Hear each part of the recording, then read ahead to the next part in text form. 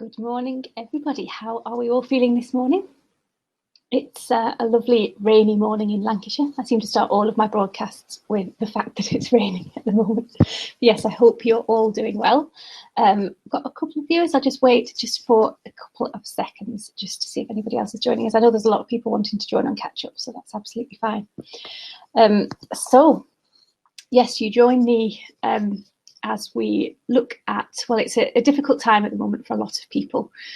So the subject of stress and anxiety is one that a lot of people are struggling with at the minute. A lot of people have said to me that they're feeling more anxious than normal, that they're feeling a lot more overwhelmed with things, that they're struggling to focus, struggling to sleep. And that's across the board. That's not just people who have a heightened level of anxiety anyway. First off, I must apologise because I've been on the verge of losing my voice all week and I'm not certain it's going to hold out the 2 hours. So I will do my best to keep it going. But if I at any point use sign language or just have to hold up my notes so you can all read them, I do apologise. Excuse me.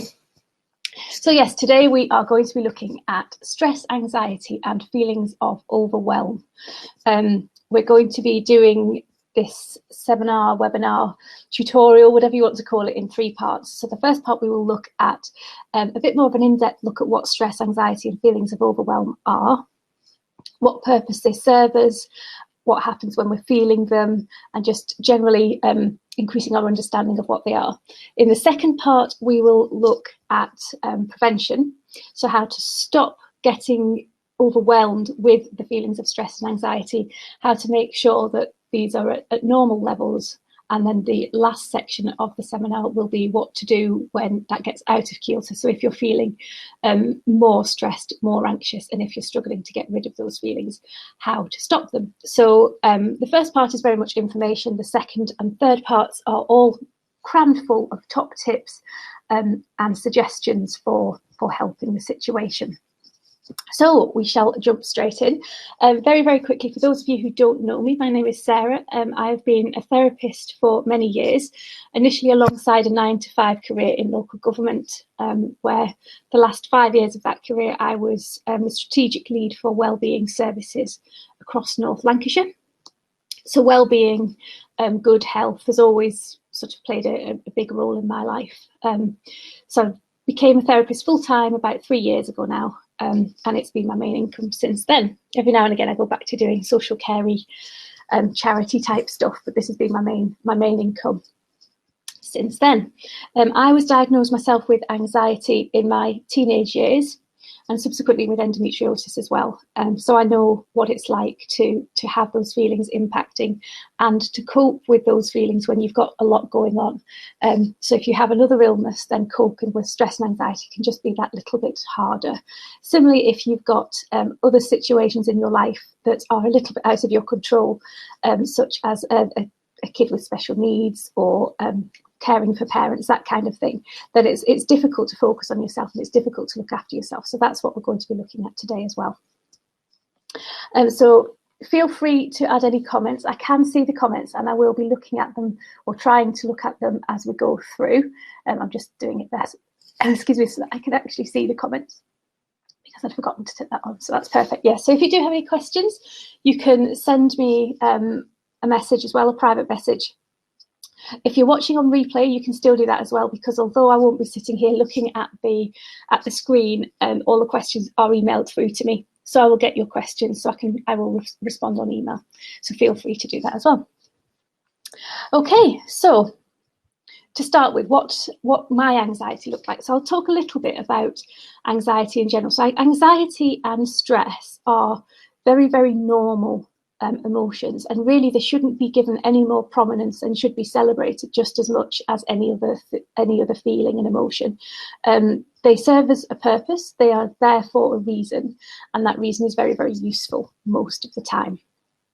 However, when we struggle, when we suffer with anxiety, that's when these emotions, the anxious emotions, overtake everything else and they become bigger and more prominent than other things, and you struggle to move away from that.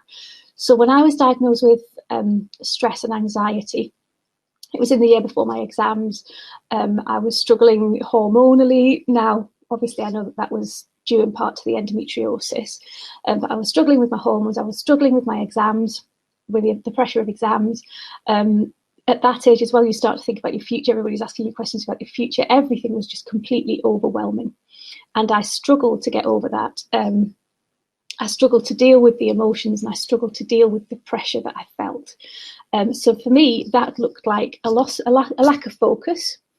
That's not to say it's not laziness, it's not anything like that. It comes in two forms. So that's either fatigue, where you physically can't do the things that you want to do, or equally that you can't actually focus. So you could be putting I hate that phrase, 110% effort. You can be putting 100% effort into something, but you're not getting anywhere because you keep getting distracted, or you keep flitting from one thing to the other. So they are signs of anxiety, and we'll go more into the signs in a minute, but just in terms of how it impacted me. So I got a lot of brain fog. I got a lot of anger and frustration because I couldn't figure out what was happening to me. It felt everything felt unfair. I just wasn't able to process information and do things that I wanted to do. Upset stomachs as well. So again, quite a lot of time people think they've got IBS or misdiagnosed with IBS, when actually it's anxiety and stress. And we'll go into that a little bit more in the coming section as well. Painful and heavy legs, and again I'll explain why, but quite often people have heavy legs or restless legs as well, and that again is a symptom of prolonged stress and anxiety, which we'll go into. And then yes, disturbed sleep. I did a sleep challenge, and I know a couple of you who are watching did the sleep challenge with me, which was a really nice challenge to do. And sleep, as we were talking about in that challenge, sleep is one of the most important things we can do for our bodies, but bizarrely it's one of the first things that gets disrupted when we get anxious or when we get ill. So maintaining that sleep is really, really important. So for me, I struggled to sleep. Bizarrely, some days I would be really, really tired, and some days I'd sleep even more, and then some days I just wouldn't sleep at all. So it's not necessarily one or the other. It's a disturbed sleep pattern. It's not having that regular routine, restful, restorative sleep. So it can be insomnia, or it can be whatever the opposite of insomnia is, like when you sleep a lot. So it can go either way. So I continued with anxiety right the way through, well, to be honest, right the way through my adult life, but I'm now at a stage where I recognise my triggers and I can deal with it. But it also resulted when I was at university, often missing lectures because I was too anxious to go to lectures, which when you've only got about 3 hours a week isn't great anyway. Missing social occasions. And again, that still happens sometimes. If I'm feeling particularly anxious, it's just better for me to say no and say, no, I need to take this weekend just for me and do that self-care routine. But we'll talk about that later on in the session. So I started getting into holistic therapies as a way to look after myself, both my anxiety and my endometriosis. It started off really with the anxiety because I found meditation and I found mindfulness. And this must be nearly 20 years ago, journaling as well. Now, they weren't necessarily called all of those things, and obviously meditation was. Mindfulness, I didn't really know was an actual thing. I just got told some techniques. Journaling, again, a counsellor sort of told me to write my feelings down, and that ended up in sort of using that as a therapeutic technique. And then obviously the more into the actual realms of therapies I got, I realised that this was actually a therapeutic technique. So I took a qualification in it, and now I use that with my clients as well. And again, we'll go into that. So these are things that work really well for me. I then discovered Reiki, and again, that linked into the meditation, and that started me off on my journey in terms of the Eastern medicine and Chinese philosophies, even Indian philosophies and things, although Reiki obviously is Japanese. So that set me off along that path. And then I realised about endometriosis as well. I used Reiki for my endometriosis initially, but that showed me the link between everything. And that's how this path has unfolded for me. And now I'm really happy that I'm doing this full time. It's an amazing job. And if I can share the knowledge and the experiences I have to help others, then it's a good day. So stress and anxiety in general. So I've talked a little bit there about how it impacted me. The first thing to say is that everybody's different. So if you feel your stress and anxiety completely different to me, that's okay. There's no set way for these things to manifest. So as I said at the beginning, stress and anxiety are completely natural ways for our body to be. They serve as a very important purpose in that they keep us alive, or they did do. A lot of you will be familiar with the phrase fight or flight. So that is our body's natural stress response. So when we encounter a stressful situation, it's our body's preparation to either run away from that situation or to stand up for ourselves and fight. Now, in the bygone days of cave dwellers, that situation was woolly mammoths, saber-toothed tigers, whatever it was that was chasing us. And that's where this response comes from. This is our inherent DNA response mechanism. So it was, if we turned a corner and there was something scary there, then our ancestors had to either get ready to fight for their lives or to run for their lives. So our bodies are inherently built to pump us ready to do either of those two things. So basically what happens is, and I know a lot of you will know this, but there's kind of a few hidden things as well.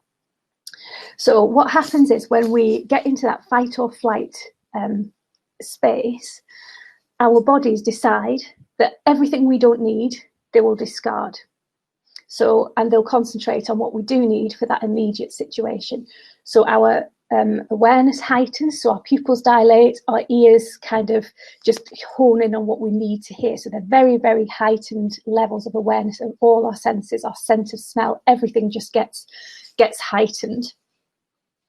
The blood flow increases, however, it increases to the legs predominantly, and a little bit the arms, but predominantly the legs to get us ready for running.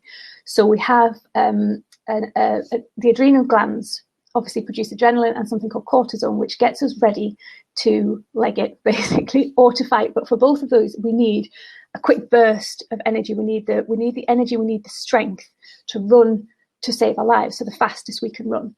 So our body pumps our legs and gets our muscles primed for this run or for this fight, which is why I said at the beginning that actually a lot of people with prolonged stress and anxiety get that restless legs, get that heavy leg syndrome, because what's happening is their body is still pumping the energy, pumping the blood, pumping the energy to their legs, to the leg muscles to get them ready, and it's not going anywhere because we don't have to run from the mammoths anymore. So that's why the leg muscles can feel really tired when we're stressed or when we're anxious. So not only that, but the body then decides, or the mind decides, that it won't send the energy to the bits that at that point in time it doesn't need. So what it sees is periphery, easy to say on a Saturday morning, what it sees as extra systems. So things like our digestive system, the reproductive system, start to if you're having it, so the blood doesn't pump, the energy doesn't pump to things like the digestive system, the reproductive system. So again, if you're struggling with stress and if you're struggling anxiety over a long period of time, that's those systems such as that aren't getting the nutrients that they need, which is why, again, stress plays such a major part in people who are trying to get pregnant. That's why we see a lot of women who struggle with stress and anxiety having not just fertility problems, but problems with their menstrual cycles, because the body is concentrating on the legs, it's concentrating on what it needs to run, it's not concentrating on having babies, because that would bring additional danger. That's just not what it needs at that moment, or what it thinks it needs at that moment. Same with the digestive system. The body doesn't need that when it's running. So in extreme cases, obviously, it can sort of evacuate, it can make sure that that's not holding anything back. Over a prolonged period of time, it can mean that, again, the system's just not getting the nutrients and the energy and the blood flow that it needs because the body's still holding it back. So that's when we see things like IBS. The Chinese medicine is fantastic in terms of gut health. They put more emphasis on the gut than they do on the brain in terms of emotional health. So especially in Chinese medicine, we start to see problems in specific bits of the intestine linked to the emotions you're feeling. So there is a specific bit in the intestine that's linked to your anxiety point. There is a specific bit in the intestine that's linked to fear. And quite often when I'm doing the abdominal massage and when I'm teaching the abdominal massage, it's those points that are seeing all the build-up, all the toxic build-up in the gut. So it's really, really important to make that link as well, and to recognise that actually it might not be a gut issue as such. It might be the stress and anxiety that's at the core of that. So yes, stress and anxiety are there to help us. They're there to help us run for our life or to fight for our life. At the minute, like I say, we don't have the woolly mammoths anymore. We have job interviews, we have live webinars, we have such things that make us stressed.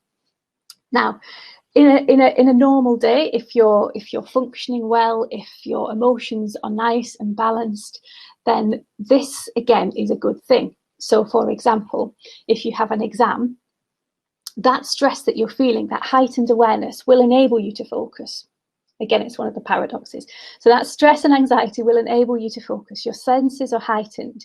You will have that clarity of thought. You will be able to perform. So in the job interview, you'll be able to perform to your best ability if that stress level and anxiety level is at a manageable level, at a natural level. It also shows you care.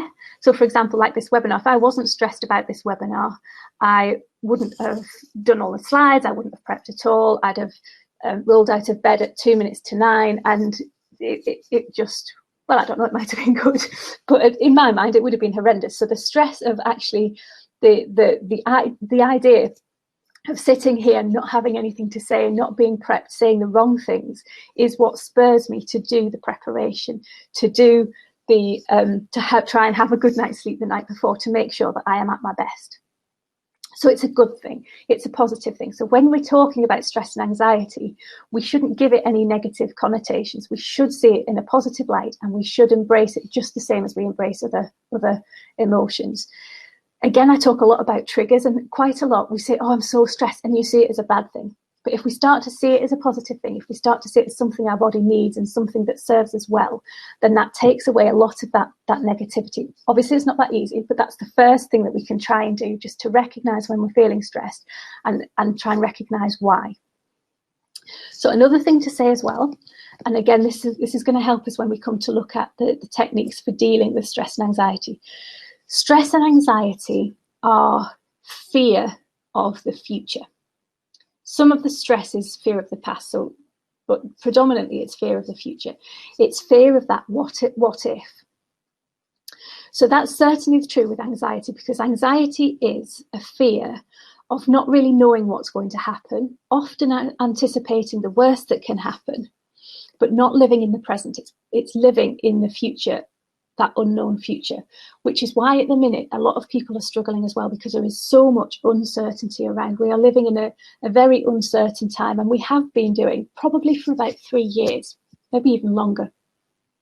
When you turn on the news, there isn't really much certainty. It's all supposition, it's all opinion. There isn't really any area of our lives at the minute that we can hold on to as a concrete, reliable source of comfort in the wider world. Things were already going a little bit pear-shaped in that regard in terms of the uncertainty levels, and then COVID hit as well, and that just was a double whammy. So we were already facing uncertain times, not necessarily positive or negative, just uncertain. That's the other thing to say. Every event is just an event. It happens. It's our emotions and our outlook towards the event that gives us the response. So, for example, now this is not a political statement at all. Take Brexit. Brexit is a thing. It's an event. Now, there's a lot of uncertainty. The uncertainty that was caused through Brexit caused a lot of worry, of anxiety, because people feared the worst, people feared the best. Nobody knows what's going to happen. So being kind of almost flippant about it, but it's like, if you can't control it, don't worry about it. And again, we'll get onto this a little bit when we're looking at how to react. But it's your emotions to that event that cause your emotional response, if that makes sense.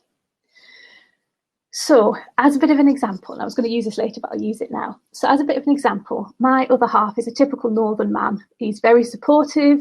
He loves the stories of when I'm helping people. He really gets what I do to a point. However, when you start talking about things like body, mind and soul connection and anxiety and all of that, his eyes glaze, and I've lost him. He has, and I'm sure he won't mind me saying this, but he's struggled a little bit himself in terms of sort of negative mindset and stuff, especially of late. So I eventually got him to try journaling, which we'll come on to in the future, in the next section, which is why I was going to talk about it in the next section.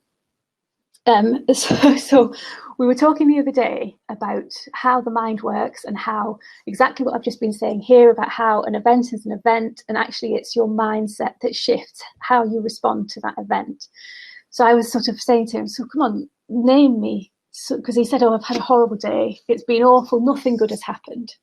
So I said, right, no, my normal annoying self, no, come on, there will be positives, come on, let's just name 3 positive things that have happened today. Nothing. There's been nothing good today at all. What about the dog walk? We took the dogs to the park. Come on, let's think about 2 positive things that happened.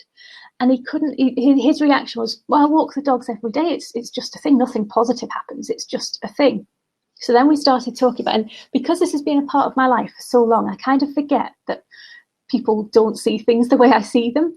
So I sort of, and he said, well, come on then, talk me through the positive things that happened for you on the dog walk. So I felt myself going into almost like my meditative state. And I said, well, there was a time we have one dog. We walk the dog across the road as well, for there's an elderly couple along the street. So we took both dogs out. Their dog, I can't control their dog at all. It just doesn't listen to me. And it's a massive, great big Labrador. It has a mind of its own when I'm around. And I was walking both dogs at that point. And I wanted them to sit. Well, I wanted Max, the big dog, to sit down. So I shouted, Max, sit! And I was really firm with this dog. He completely ignored me. My little dog at the side of me, sitting down, looking at me as if to say, well, I'm sitting, mummy. That made me smile. So I sort of relayed that to my other half. He said, oh, yeah, that was quite good. And I was like, and then, do you remember when there was the little cockapoo who was playing in the puddles and jumping in the puddles and catching leaves? He said, yeah, that was quite nice, actually. So we started to talk about that one event that, from my other half, was just an event. It was just something that happens every day. It was neither positive nor negative. It wasn't something particularly good. It had just happened. Yet when he started sitting down and really focusing on the positives, his mindset changed and his mood changed. And he started to realise, actually, the day had been okay. There had been parts of the day. And then without even realising it, he started telling me about something that had happened at work that was a potentially not particularly pleasant situation, but he dealt with it really well. And his manager came over and personally thanked him at the end of the day for what he'd done and how he'd handled it.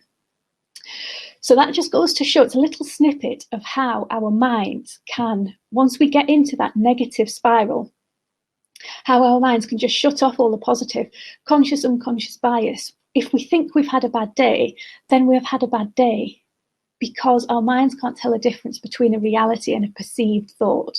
So this is when the anxiety comes in, because our minds can't tell a difference between something that we're fearing and something that's actually happening. So with the uncertainty, if we don't know what's happening, especially, like I say, when we're in that negative mindset, we start to focus on something negative that can happen, a worst case scenario, because at our hearts, we are planners. We like to make sure that we are prepared for the worst case scenario. And that's a good thing. Risk management is a really good thing. It's inherent in us. Again, it's what keeps us alive. But when that starts to fuel negative emotion, and when you can't see the positive for the negative, that's when we have that imbalance, and that's when that negativity and stress starts to take over.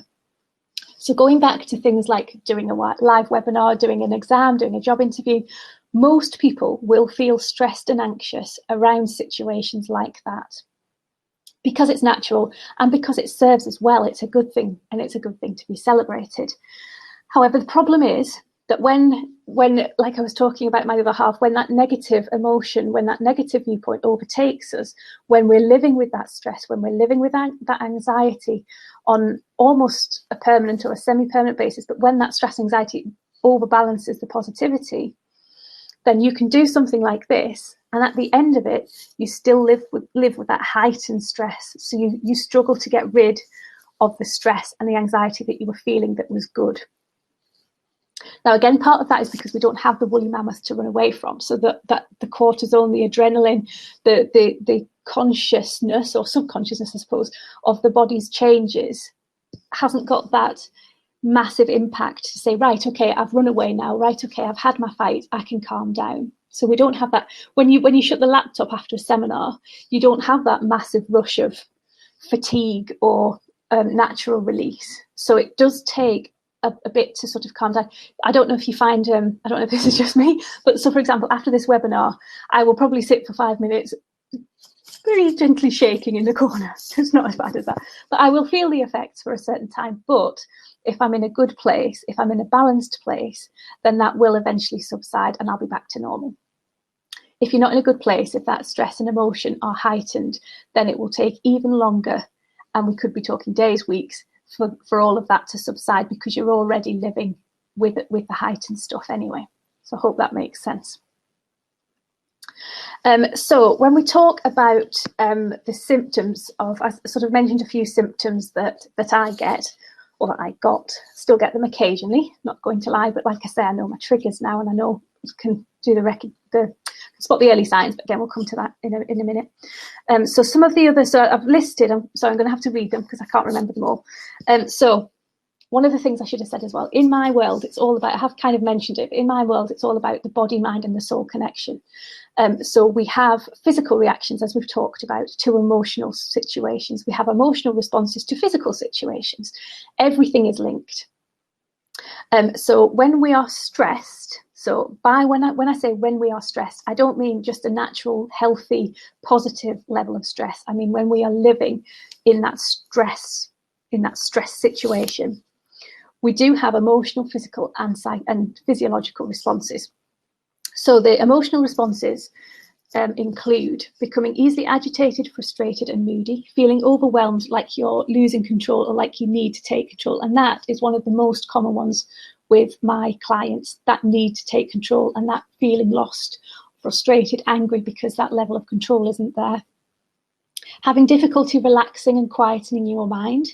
And that's a really important one because when we come to the next sections of this webinar, when we look at how to, like different techniques to quieten your mind, if you can quieten your mind, then you can't have anxiety. Anxiety, stress can't live in the same body as a calm, peaceful mind. And similarly with the physical situation as well, which we'll come into. So that's a really, really important one.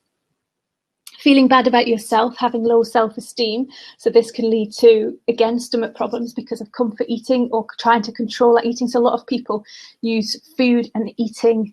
I'll say people develop an unhealthy relationship with food. Now that, like the sleep, that can go one way or the other.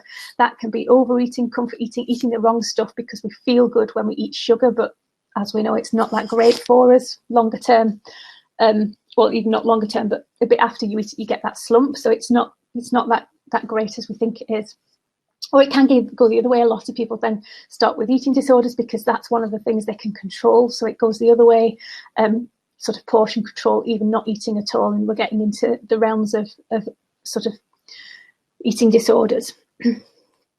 Feeling lonely, worthless and depressed, avoiding people because of the above, because you start to have real negative mind spins, so you sort of lock yourself away. And again, this is why the COVID-19 situation has been so bad, because ordinarily, if people felt like that, and one of their coping mechanisms in normal life is to see people, surround themselves with people and feed off that energy. If they're an extrovert, it's obviously a lot harder to do that at the moment because we're not allowed to mix like we were doing. So physical symptoms of stress: low energy, headaches. We've talked about a lot of these already. Low energy levels, headaches. So again, people who get migraines, that's very often stress related. It can be related to the physical symptoms of stress as well, which we'll go into. Upset stomach. So again, sort of, it can go either way. It can just be unpredictable.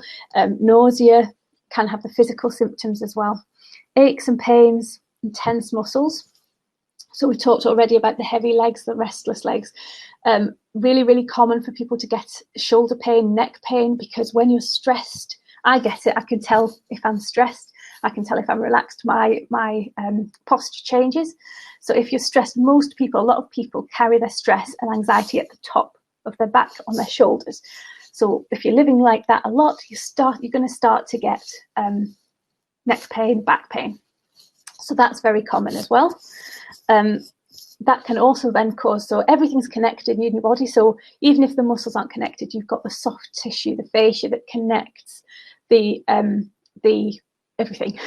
So if you're like that, that will start to creep up up the back of your head. It will start to impact here. You've got some very, very important glands and things around this area. They will start, like thyroids and stuff, that will start to impact if your muscles are so tense that they're kind of squeezing those glands. So quite often for people who've been living with, and we're talking years and years and years, but quite often people who've been living with stress and anxiety for 10, 15, 20 years will start to see thyroid issues and other stuff, but purely because of the muscle tension, and that the muscle is constricting the thyroid gland, not just the thyroid, but just using it as an example. In Chinese medicine, we need the free flow of blood, of energy, of water, of qi. We need that free flow right through everything. So in Chinese medicine, if you've got that muscle tension, you're stopping the flow, and that's when problems start. And we do see that with things like the thyroid. For the muscles, when the muscles are really tight around the neck and the throat, that's when things can get constricted over time. Like I say, it's not something that happens overnight. It's literally years and years and years. I've seen somebody who's taken like 35 years to materialize. And bizarrely, medication, for those people, medication kind of does help, but it doesn't have the massive impact that they expect. And that's because it's actually a stress-related issue. It's not necessarily a physical thyroid issue, if that makes sense. So until you address the stress, until you address that muscle tension, the thing about it is as well with muscles, and I'm going completely off topic here, but the thing with muscles have great muscle memory, which is fantastic if you're training for something, if you're exercising with a specific goal, muscle memory is wonderful. However, the downside is when you're living with stress and anxiety, if you've been doing this for a long time, your muscles will start to think that that is the natural state of things. So even if you calm your mind, even if you're sort of even if you've got to the bottom of your anxiety a lot, you might still be like this, which kind of can cause a few of the anxiety type symptoms. Because if you're like this, your chest's constricted. So you start breathing a little bit more shallowly. And if you're doing that all the time, then that's going to be physically putting your body into fight or flight mode. So that's why it's so important to address your physical things as well. So even if you're feeling chilled, if you notice that you're still sort of hunching over, take time to retrain the muscle. And I'm getting into phase 2 here, but sort of physical therapies like massage and things like that can help. But we'll deal with that in the next thing. So insomnia, we've talked about insomnia. Frequent colds and infections. So again, it impacts on your immune system. So if you're feeling yourself getting ill a lot, if you're worried about your immune system, that can be a stress response as well. Loss of libido, that's a big one. Nervousness and shaking, that's another one. Tinnitus, ringing in the ears, again, because of the muscle stress. So you're putting all the stress around this bit, so your sinuses close up. That can cause a bit of tinnitus and ringing in the ears as well. So that's a really common one I see with my clients. Cold or sweaty hands and feet, again, because the body is sending, if you're living in that stress zone, the body is sending all its energy, its nutrients to the legs to get the legs ready to run, forgetting about the extremities. So things like Raynaud's disease, circulatory issues can quite often just be caused by prolonged stress and anxiety, because your body doesn't see the extremities as being essential anymore. So cognitive symptoms of stress. So constant worrying. Again, we get into that cycle. Like I was saying about my other half, he couldn't see the positives that had happened that day because he was in that negative zone. So you start to focus on the worrying, you start to focus on the negatives and the potential negatives that could happen. Racing thoughts. So again, lack of focus, thoughts that just kangaroo from one to the other. I see this in my business, and I used to in work. If I was feeling particularly stressed or under pressure, I'd struggle. If I thought, I have a good idea to sort this out, I'd start on it, and I'm like, I have another good idea. And your thoughts race from one thing to the other. You struggle to really hone in. Forgetfulness and disorganization. This is a big one as well. Inability to focus, we've said. Poor judgment. So this is something that we kind of overlook as well. Making bad decisions because we're making decisions from a place of fear. Decisions are always best made from a place of calm, where you can look at things rationally, where you can really tune into your intuition, into your gut feeling, and make sound, solid decisions. When we're struggling with stress and anxiety, we quite often make poor decisions because we can't focus, we can't process information, and we're coming from a place of fear. We react rather than being slow and proactive. We're reacting to things. So quite often we make poor decisions, big decisions, little decisions. the impact of stress and anxiety on decision making is pretty huge. So yeah, being pessimistic or seeing only the negative side, which we've been through. So behavioural symptoms. Again, changes in appetite, we've been through that. Procrastination, avoiding responsibility. So this is quite a complex one, because this comes from stress and anxiety, but it also comes from the low self-esteem, it comes from the worry, it comes from a whole host of other things. All of these are so interconnected. So people do procrastinate and avoid taking responsibility, partly because they're uncertain about the future, because they don't feel in control, they don't feel able to take judgments, but also because they're worrying about taking poor decisions, like I've already said, we do tend to, or that they just don't have that self-confidence, self-belief in themselves to take that responsibility. Increased use of alcohol, drugs and cigarettes, and actually I would put sugar on there as well, and exercise. I mean, we'll talk about exercise, but increased use of anything that makes you feel good in the moment. So things like alcohol, it's lovely to have a glass of wine at the end of the day if you're stressed. Drugs, cigarettes, exactly the same. Anything that makes you feel good in the moment, that takes you out of that moment. It's kind of a form of mindfulness in itself. However, it's not a positive form of mindfulness, because after you've had that glass of wine, it's not good for you longer term. It impacts your sleeping, it impacts the toxins in your system, especially if you're having a lot, if that balance has gone. It's all about balance. So these things, the sugar again is exactly the same example as the alcohol. So you can sit and have a bar of chocolate and when I use myself as an example. So I love chocolate. Chocolate is my thing. That's the thing that I can't stop eating. Just one brand of chocolate. I don't like any other chocolate, just one brand of chocolate. So I can have, when I'm feeling good, I can have a bar of chocolate and I will really enjoy that bar of chocolate. When I'm feeling stressed, I will eat a bar of chocolate and probably not even taste it. I will literally wolf it down. And that could be one of those big bars, no second place here, no piddly little bars, big bars of chocolate. I can sit and eat that till the cows come home. Yeah, okay, I might feel a little bit sick afterwards, but I don't even taste it. I'm just purely doing it to get that sugar rush, to get that hit. And then about an hour later, I will crash. I will feel even worse. And I will never, at the time, I won't make the link between the chocolate and how I'm feeling and my lower mood. I will just feel worse.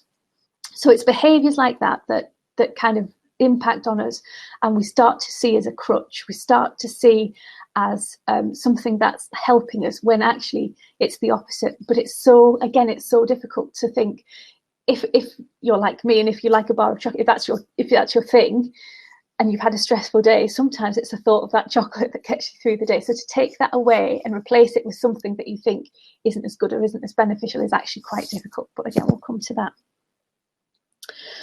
So exhibiting more nervous behaviours as well. So things like fidgeting, pacing up around and nail biting, that's also symptoms. So when I'm talking through these, it's really important. Well, again, we'll come to this in the next session, but it's really important because these are your triggers. These are, well, not necessarily triggers, but these are the symptoms that will enable you to recognise in yourself. So you'll recognise if actually you are stressed, because quite often we don't realise it ourselves, but these are the things that we can think, actually, I've started biting my nails again, chewing hair, fiddling with hair, that kind of nervous behaviour. So if we start to recognise that in ourselves, that's like an early warning sign that we can start to do something about it. So yeah, anxiety, very, very similar. Very, very similar symptoms, very, very similar in that it's fear-based, it's based in the future. Overwhelm, again, very similar. So feelings of overwhelm, that's when the stress and anxiety get too much. That's when we start to feel that we can't cope, that everything is just out of our control and we don't even know where to start. I've put here, it's a symptom of stress and a cause of anxiety. Now, I don't know if it's actually that simple, but in my mind, when I'm talking to my clients, that's how I view it, because it helps me give it a context. So, and the thought process behind this was, in a workplace situation. So if you're at work and you have too many demands on you, you have literally too much work to do and you can't cope, you're feeling overwhelmed. So that is a stressful situation. You're feeling stressed, you've got too much to do, you can't cope, you're overwhelmed. Now that then will lead to anxiety if it goes unchecked. So if you don't deal with that feeling of overwhelm, if you don't start to take control back, if you don't start to deal with that stress, that then will lead to the feelings of anxiety. What's going to happen? What happens if I miss this deadline? What happens if I do this wrong? So that's how they're all interlinked. So when it comes to stress and anxiety, just to recap, when it comes to stress and anxiety, they are really, really natural, beneficial, positive things that we have within ourselves to keep us alive, essentially. However, the overwhelm is the key. So when we're feeling overwhelmed, all of the symptoms that we've talked about, all of the things that we've talked about, just with general stress and anxiety, become too much. They overwhelm us. We don't know how to deal with them. We don't know where to start. And that then causes anxiety as well. So it's like a vicious, never-ending circle.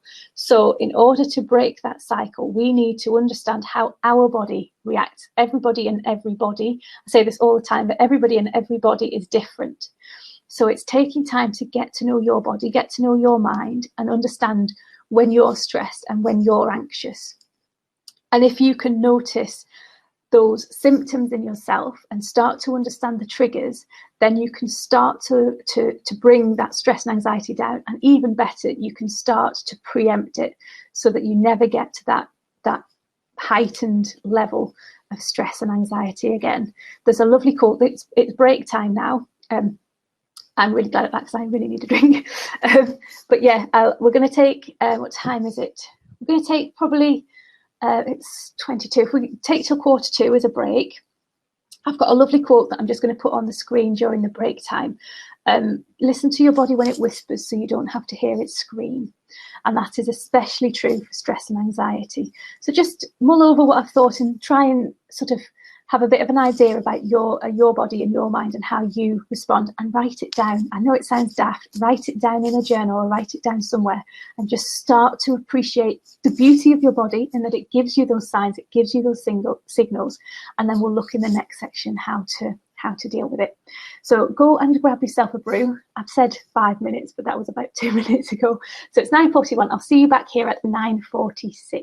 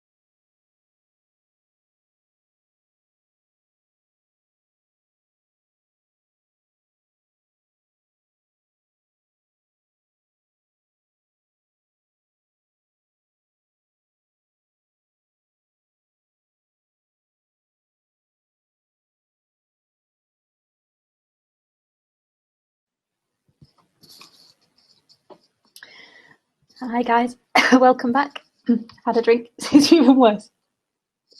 Another bit, sorry about that. I thought it was fine until you start talking, you don't know, do you?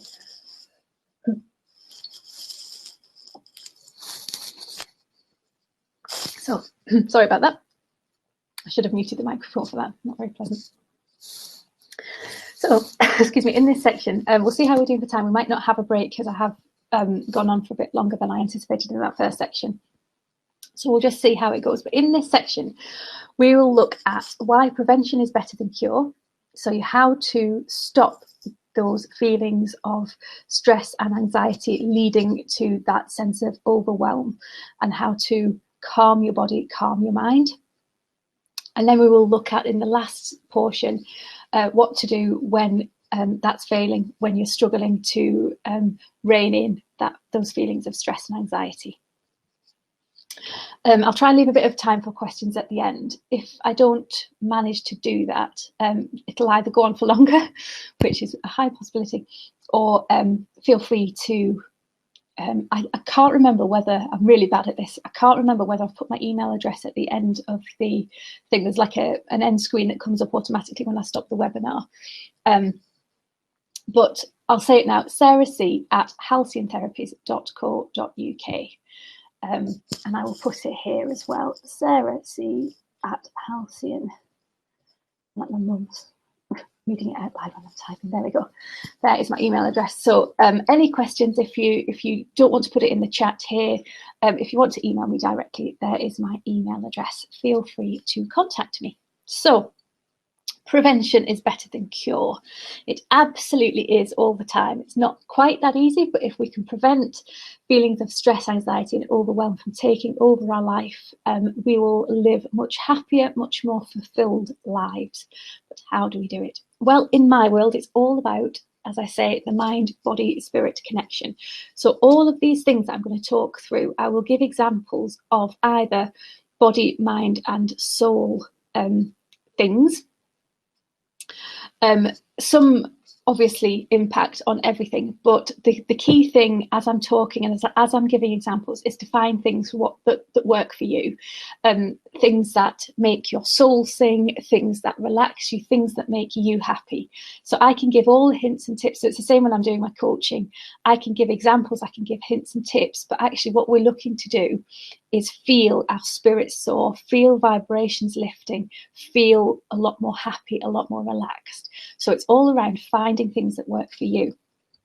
When I talk about the body, mind and soul link, we've actually already covered sort of the examples in a way. Stress is a fantastic example of the interlinks between body, mind and spirit, because stress can come from an emotional reaction that then has physical reactions that then left unchecked impact on your quality of life, impact on your mood, things like depression, post-traumatic stress, that kind of thing that impact actually on your soul. Another thing is insomnia. So again, just thinking back to the 10-day challenge, insomnia is a physical thing.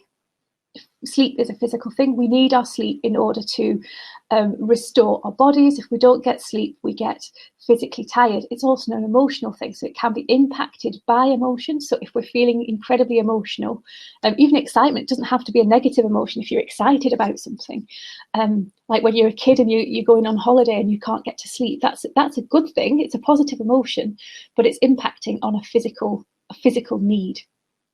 And if you don't get that physical need, then your emotions and your physical being and your soul start to suffer. So there's two examples. Being sick, I know it's an awful example. I do apologize if anybody's eating breakfast, but the act of being sick as well shows how things are linked. So it's kind of a physical thing, but it makes you feel awful. You feel tired. You feel just so down, but it's actually having a physical response in terms of your abdomen. It's having a physical response in terms of your throat.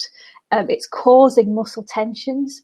So if you're ill for a long time, you're putting your body into that stress response, into that stress thing, because your shoulders are coming up to the stress response. So if you're doing that for a few days, your muscles are starting to think that's normal. So you're putting yourself into the stress position. Like I said before, your breathing gets shallower. You start becoming anxious. So there's so many different examples I can give of how the body, the mind, and the soul and the spirit are linked. So how, when I talk about the soul, it's that intrinsic, that kind of ethereal being, but it's all about our emotions. So we'll talk through a little bit about how to bolster your spirit and give your soul some positivity as well.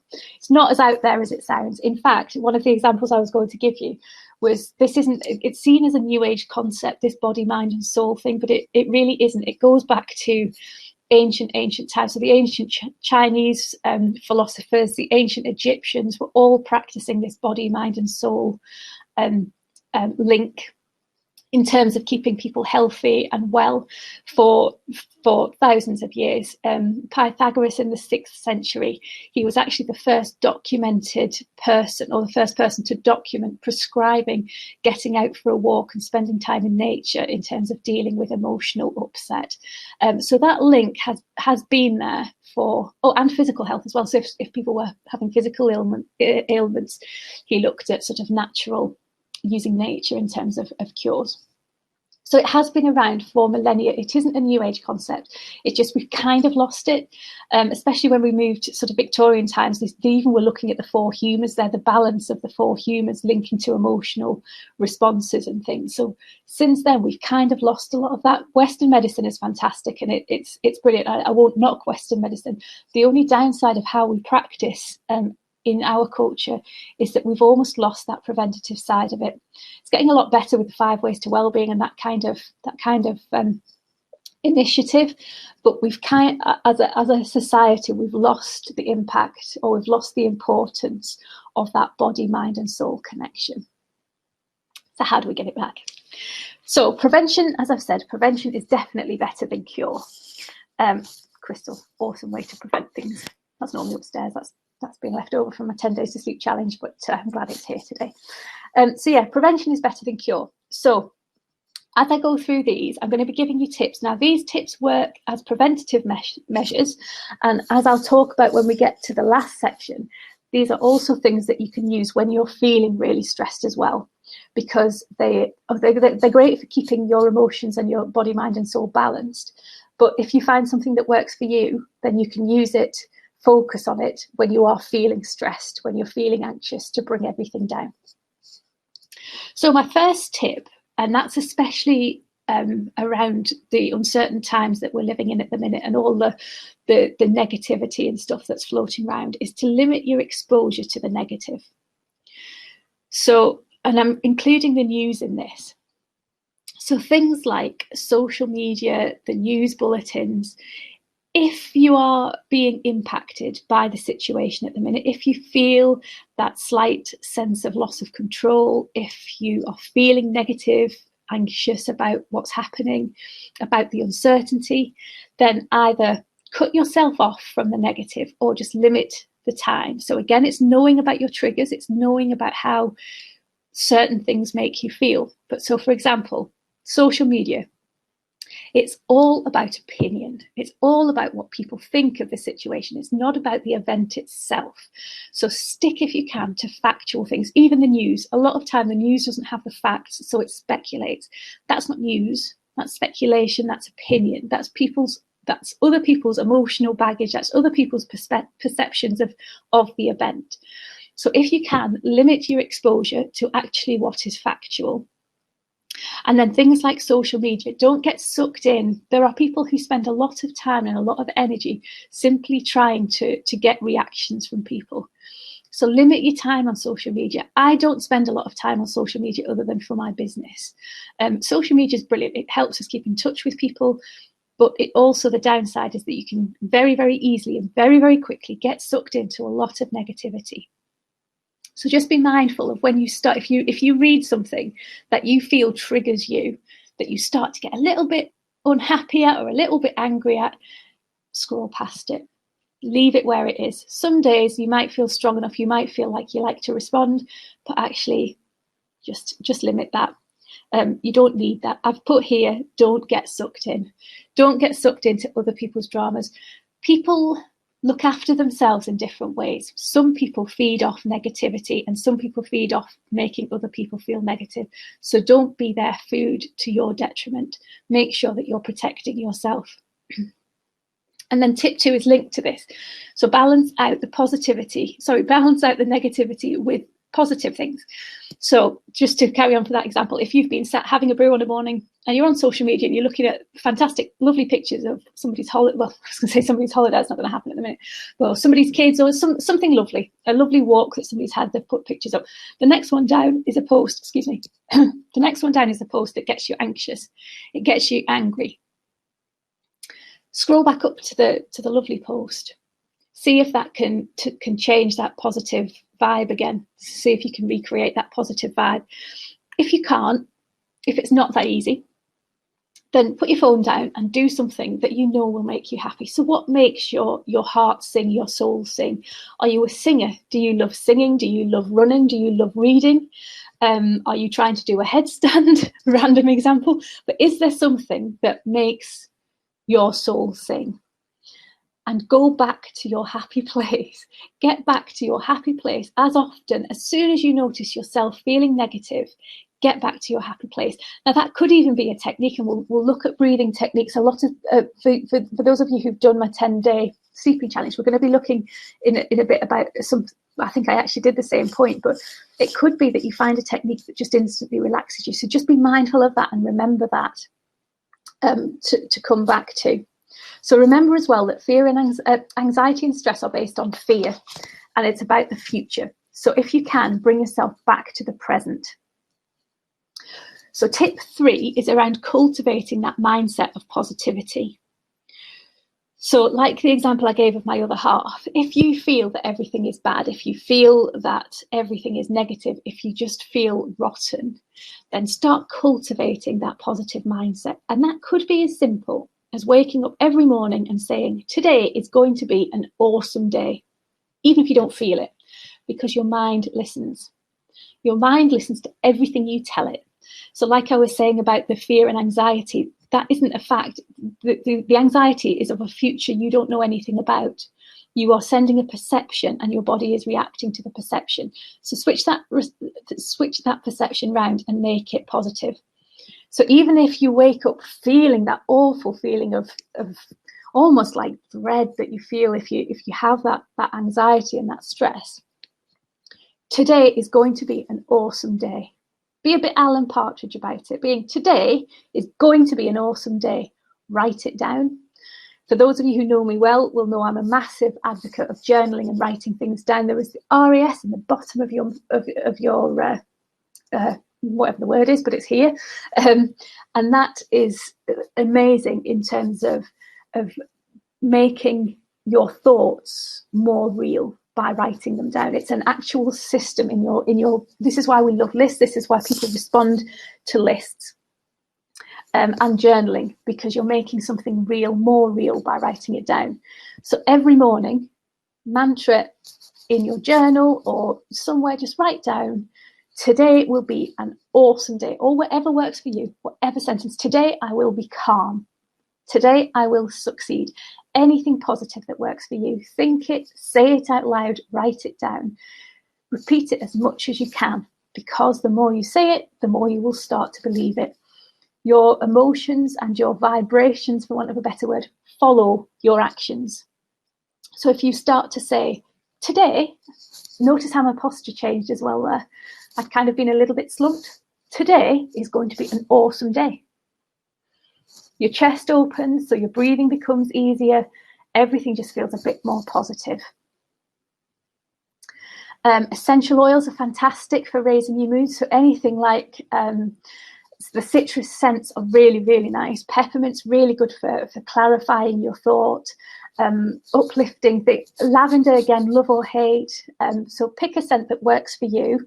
And really sort of put that around your house, even if it's just in the shower, even if you pick, now, again, I could do a whole webinar on this, chemical, artificial scents, so anywhere on anything that you see the word parfum or parfum, that is not pure essential oils. The more essential oil you can get, the better, because that's actually, you're getting the benefits. There's no toxins there, there's no reduced benefit, you're getting the pure benefit of the essential oil. Again, if you want any help with that, just give me a shout.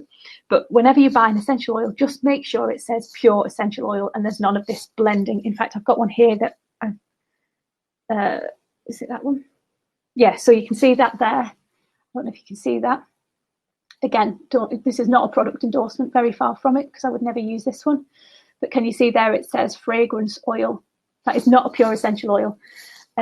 So even if you use like the plug-in things as well, just look to switching to a pure essential oil, because the minimum amount of toxins you can put in the system, again, the better your system functions, because they're not having to deal with the toxins that are in the air.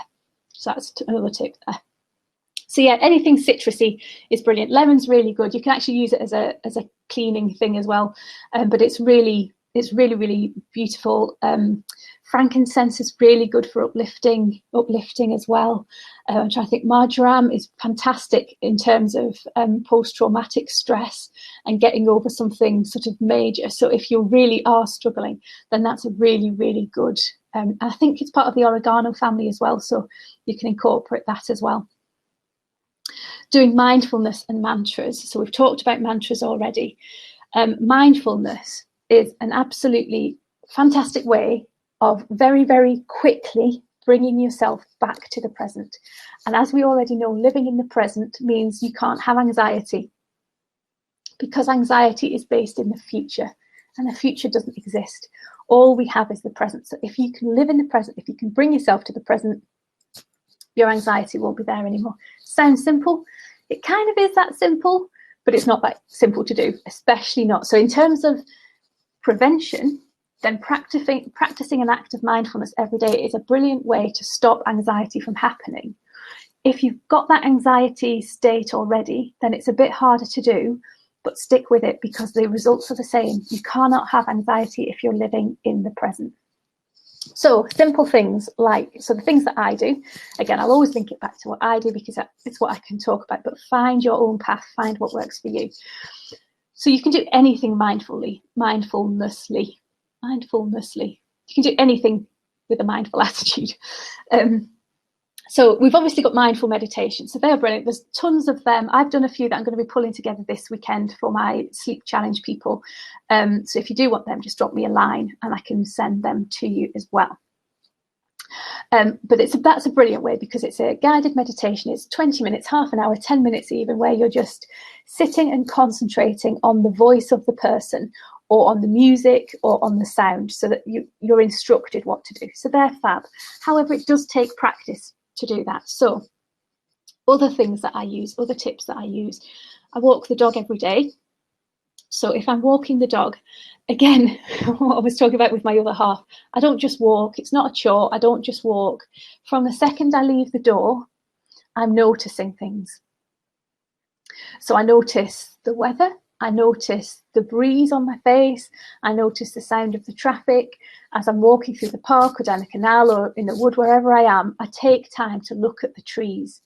And I look at, so for example, at the minute, the leaves are falling, but the buds are already starting to show through. And this is something I didn't actually realise happened until I did a chat with one of my friends who's a horticulturist, and she does horticulture for wellbeing, Sue Jeffries. If you're interested in growing things and how that can impact on your what's my stomach? Sorry, how that can impact on your well-being. She's called Sue Jeffries Garden Advice and Training, and she actually does workshops where you can grow things to help with your well-being. But she pointed out to me that actually just don't look, because I was talking about the leaves changing and how I love watching the leaves, and she said, well, don't just look at the leaves, actually stop and look at the trees, because the buds are already showing for spring. They're already there. In effect, they've kind of pushed the leaves out. And that is a lovely metaphor, because it shows that no matter how bleak and wet and miserable a day is, the trees are already preparing for summer. The trees are already preparing for spring. They're already preparing for that joy and that warmth and that light to come back. So it's a great metaphor. If you start looking at things like that, you find that your mood does shift. Like I say, sometimes you can't help but be affected, especially in Lancashire, where it rains for weeks on end. It feels like that. You can't help but be impacted. So when you start looking at nature and start seeing the resilience in nature, you can't help but sort of be a bit G'd by that yourself. I look at the birds. There was a bird on the canal the other day, and I had no idea what it was. It looked to me like a golden eagle. I was convinced it was a baby golden eagle. And I stood for a while and I just watched it, and it was the most beautiful bird. It was kind of ugly, but it was kind of beautiful. It was lovely. I just stood and watched it, and I started to take a photo of it. And as I was taking a photo of it, a lady came up beside me. She said, "Oh, what's that?" I said, "Look, it looks a bit like a golden eagle," and I can't be. And she was sort of saying the same. And then this guy came up. He said, "Oh, what are you looking at? Oh, what's that?" So in that 5 minutes, it had gone from a walk, and the guy said he would never have seen that. Anyway, it turns out it was a cormorant, and it's there quite regularly, but yeah, not as exciting as a golden eagle. But yeah, from that 5 minutes of me noticing something, I'd had a lovely conversation with two very, very nice people. We'd passed the time of day, we'd gone our separate ways, and it was that sort of exchange that makes you feel better, that raises your vibrations. So good can come out of noticing things as well. So another mindfulness tip, if you drink tea or coffee, is to make your tea and coffee in a really mindful way. So, for example, listen to the kettle as it's boiling. So we do this when we kind of maybe got our phone on, we listen to a podcast or something. We're always doing other stuff when we make a tea or coffee, but just focus on making that drink. Don't do anything else. So listen to the sound of the water as it goes into the kettle. Listen to the clunk of the kettle. Look at the light, the change of the light as you turn the switch on. Listen to the water bubbling and boiling. As you open the tea or the coffee, inhale, maybe not too hard with the tea because it's not the most pleasant of smells, is it? Depends what tea you're drinking, I guess. But yeah, sort of inhale, take time to inhale the smell of the coffee grinds, or however you make your tea or your coffee. Then sort of take the milk, sniff the milk, or whatever you're putting in it. Take time to notice the smells, to notice the sounds. Then when you've actually made it, take time to hold. Oh, that's the other thing as well. Choose your cup mindfully. So actively, don't just reach for the first cup that's in the cupboard. Open the cup up and mindfully choose a cup. Choose your favourite cup, or choose a red cup if you're feeling like red is your colour of today. Sort of actively choose that favourite cup in that moment that you think, no, that would be good today. So take that cup, then hold that cup, feel the warmth from the cup, feel the warmth of the steam on your face. And when you're drinking it, actually notice the taste, notice the warmth, and notice it going down the throat as it warms your throat. So things like that, day to day. Washing the dishes sounds a bit daft, but if I'm feeling a bit anxious and there's a load of dishes to do, because that is one of the things, that's one of my triggers. I know that when I'm not in my best place, then I just don't do routine household chores. It just doesn't happen. So I would make myself do the dishes. So to do that, I put on music that I know will lift my soul, and I do the dishes in a mindful way. So I listen to the sound of the water and the bubbles as the washing up liquid makes the bubbles. I inhale the smell. So again, I use every now and again as well, not every now and again, but quite regularly, I'll put in a drop or two of lemon essential oil as well. So I smell the aroma from the dishes, and I take pleasure in wiping off the dirt. I watch as I wipe the dirt. I wash it all off, rinse it, and I actually take pleasure in seeing that. So that's, and hoovering's a prime example as well, because you can see this is an insight into how mucky my stairs can get every now and again. But in my defense, I have a dog and 2 cats. But if you can see the sort of the change in the carpet as you're hoovering the stairs, notice how the area changes, how the carpet changes as you're hoovering it, how it gets cleaner, how it gets more fluffy, and just notice the change. So you're not kind of rushing through it. My mum used to listen to a Walkman when she was cleaning the house. So she absolutely used to love cleaning the house, because she'd stick the greatest hits of Queen on, and she'd be in her element for a couple of hours doing her thing in her own little world. So that is a perfect example of how you can raise your spirits, how you can bring yourself to the present, doing normal everyday things. Like I say, for some people, they are the things that go. They are like sleep. They are the first things to go, because it's that self-care, it's that feeling of self-worth that impacts. So just do one thing every day, even if it's not the full dishes. Just do 5 minutes put a podcast on or put a song on and just do the dishes for the length of that song and the next song. It doesn't matter if they're not all done, but take that sort of pride in and that joy in what you're doing. So tip 4, balance your body, mind and soul. So this is kind of the whole thing that we're talking about here. So body, be mindful of what you're putting into your body. Be mindful of the fuel that you're giving your body. So food, drink, exercise and sleep. I actually have a video from a good friend of mine called Ian Worthington, Jim Wolf PT, where he talks about the importance of exercise for mental health. I'm sure he won't mind me saying that he's struggled with his own mental health in the past. He's been a PT for a long time now. I don't know if we're going to have time for the video. I'll play it at the end if we have time for it. But again, I'll see if there's any way of putting it in the comments after when the replay is available, so that you've got access to that. Exercise is a great one because it gets rid of the cortisol, everything that's pumping up our bodies. Exercise gets rid of it, because that's what the point of fight or flight is. It's to prime us for exercise. So exercise is a natural way of getting rid of it. So anything you can do, even for 10-20 minutes, just to raise that heart rate, get those legs moving, get all that build up getting through the legs.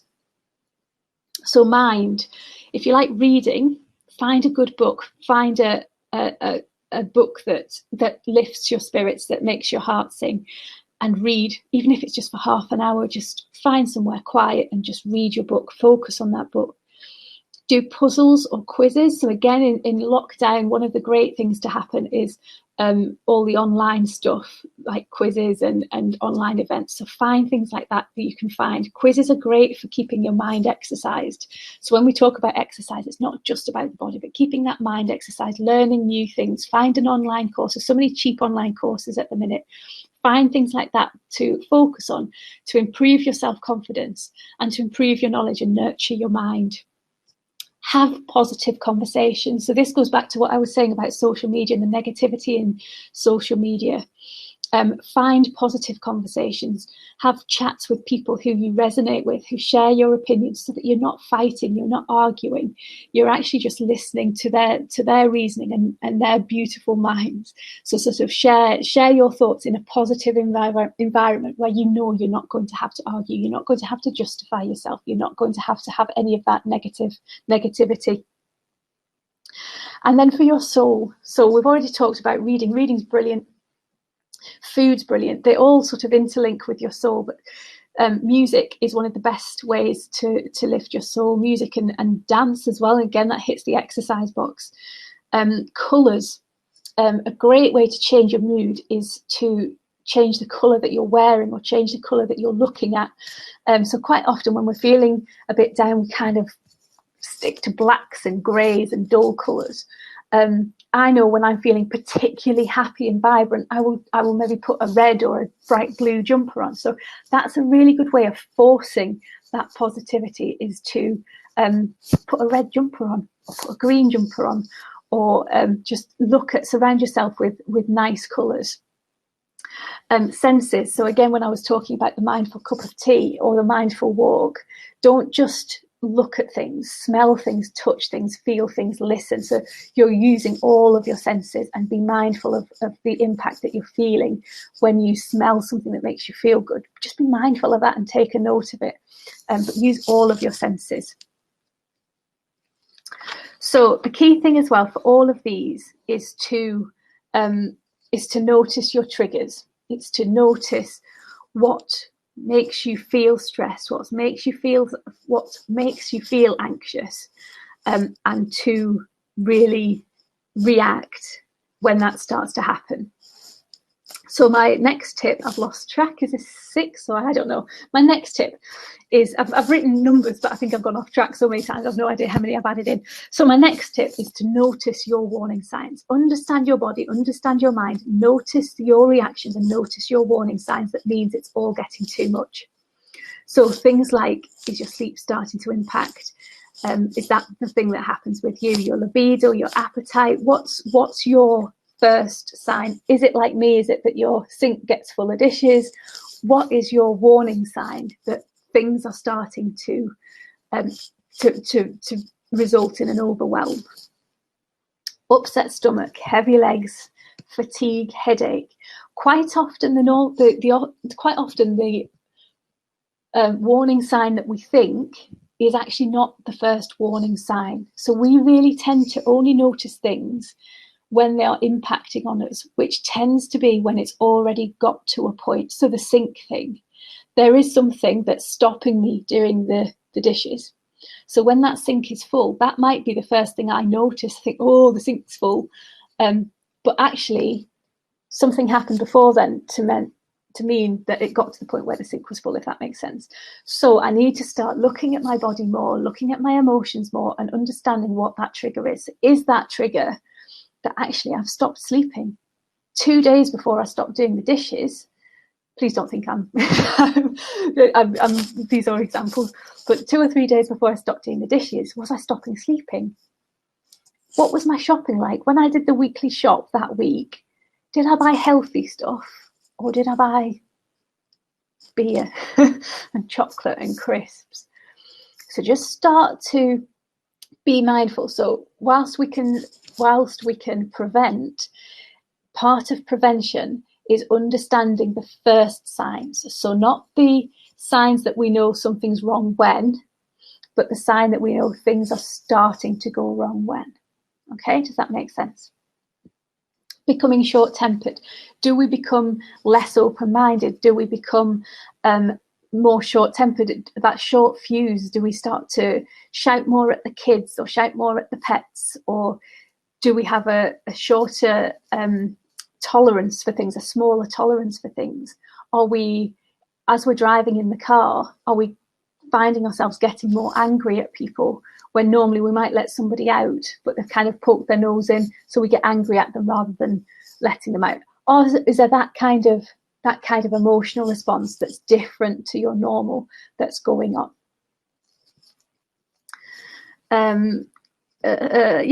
Upset stomach.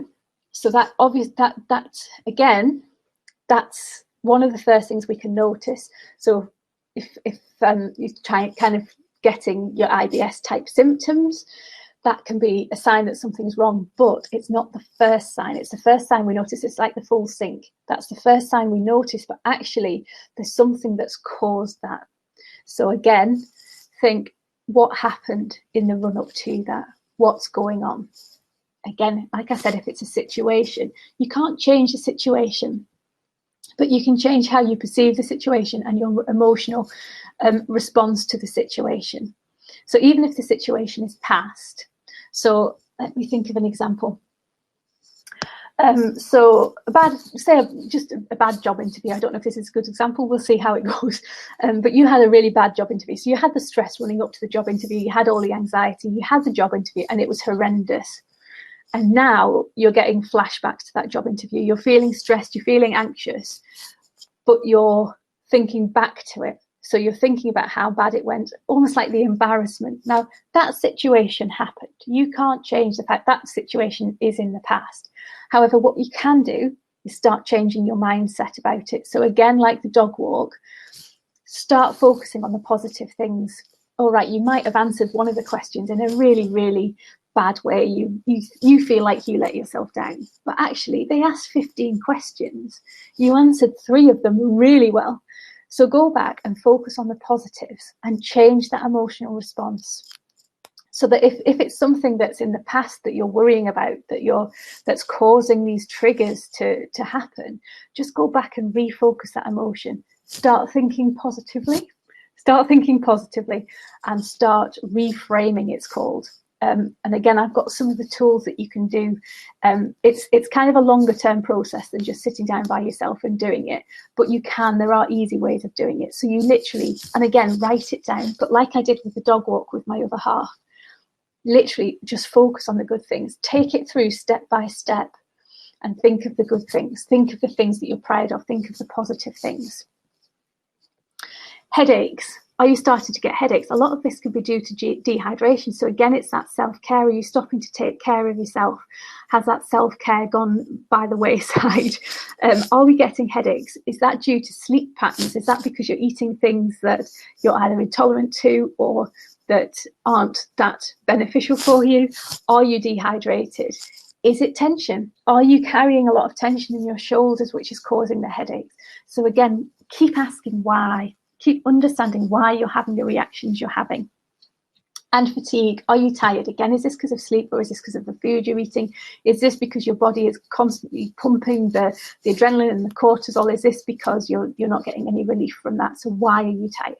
So always ask why. Ask what's going on in your life and find what works best for you. That's the ultimate thing. I mean, I've given a lot of examples here around meditations, around being mindful, around exercise. Now, exercise is a big thing because it's really beneficial to mental health, and it's a great way of getting rid of the physical reactions. However, it can also tip into the balance. So it can also be something that people use to excess because it makes you feel good at the time. So again, just be very, very mindful that the techniques that you're choosing are beneficial to you, but beneficial to you longer term as well. That it's not a sticking plaster effect. It's actually helping. It's helping you move forward and get over the stress and anxiety. So what happens when your body screams? So going back to that, we've looked at kind of the symptoms of just day-to-day stress and anxiety. But what happens when your body's screaming, when you've not listened to it whispering and it's starting to scream at you? So it starts to impact on daily activities. So we've talked a little bit about this already. So things like going out, and that just becomes that little bit more difficult. We feel safe at home. We feel safe in our sanctuary. That becomes our safe place. So we start to look at going out as sort of part of the problem, part of the fear, part of the anxiety. And again, this is where COVID-19 has kind of really impacted, because it's not as easy for us to go out. We can't just go to a library, we can't just go to a theatre, a cinema, or the gym, excuse me. So we can't go out as much as we can. So if going out is your thing, if you just taking two examples, if you like to go to the theatre, if you like to go to the cinema, if that was your thing, if that makes your soul sing, then it's not the same, but try all the online stuff. One of the benefits, again, of COVID, not just in terms of all the online educational stuff, but a lot of theatres, a lot of musicians have started to do random things online. So, for example, I was planning some social media last Sunday, and I had a notification saying that one of my favourite bands from the 90s was doing a live concert there and then, just an impromptu pick up his guitar and have a sing. So I took an hour out of my day and I watched him, and it really, really lifted my spirits. It was a brilliant hour. It took me back to being 19 again in dingy bars, and it was brilliant. It really lifted my spirits. And what was really equally lovely was to see the comment. I actually put that in the comments of the gig. This is wonderful. Thanks for doing this. It's taking me back to 1995 or whatever, and it's making me feel happy. And what was really lovely was to see the other comments of people I had never met, people who I had no idea who or where they were, but everybody saying the same thing, and it just perpetuated this amazing sense of positivity. And bizarrely, one of my old school friends from the early 90s was watching the same gig, and they saw my comment and they connected, and that was really, really lovely as well, just to see her commenting on my comment and sort of making that reconnection again. So yeah, that positive vibe that you can still get from home. Just you have to maybe look a little bit harder or think a little bit differently about it. I know the National Theatre and other theatres have I don't think it wasn't live streamed, but they streamed a couple of plays, and I know small theatres have done the same. Comedy shows, there's a lot of comedians doing live stuff as well. So just take some time just to think, well, actually, that would really make me laugh. I need a laugh today. Let me just see what's on TV or what's on YouTube. There are sites as well that you can go to that have been set up as well, specifically in terms of supporting artists. So they have a lot of concerts on at the minute. There's a lot of either socially distanced concerts that are being streamed, or just specific streaming concerts that are ticketed. So you buy a ticket, but that goes to help the artists as well. I'm really sorry, I'm going to have a drink. Just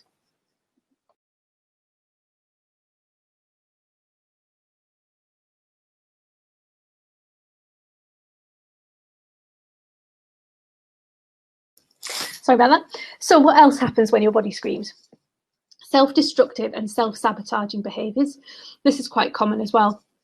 So we talked about sort of things like not doing the dishes or eating poor food, buying poor food. That is a prime example when anxiety starts to impact on your life. So self-sabotaging behaviours as well in relationships, however that is. So again, that's something to look out for. That's something to be mindful of, and that's something to correct if you can. Again, that's getting into a whole other realm of things, and this is where you need to find, and this is another tip that I'll come to, but this is where you need to find people that can help with your specific things. So this is where it's so important to understand how your body and how your mind react specifically. Panic attacks, they are horrendous. So again, tips for coping with panic attacks, which again we'll look at in a minute, but breathing techniques,